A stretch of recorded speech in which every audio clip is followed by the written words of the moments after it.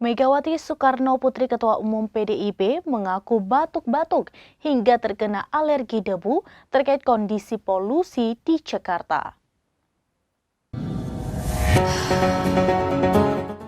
Megawati Soekarno Putri Ketua Umum PDIP mengaku batuk-batuk hingga kena alergi debu atas kondisi polusi di Jakarta. Hal ini disampaikan Megawati dalam acara peresmian patung Bung Karno di Sleman Daerah Istimewa Yogyakarta pada Rabu 23 Agustus 2023. Atas hal itu, Megawati pun sempat bertanya kepada Presiden Joko Widodo terkait kondisi Ibu Kota Negara atau IKN Nusantara, apakah akan memiliki udara segar atau tidak.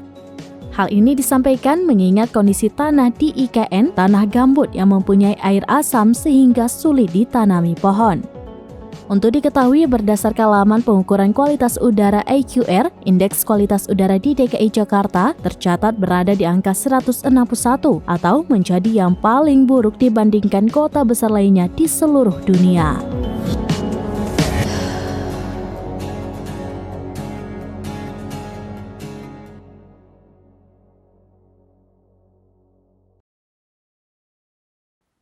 Demikian informasi terkini, Syedara Lun, saksikan terus beragam informasi lainnya. Jangan lupa like dan share seluruh akun seraminus.com.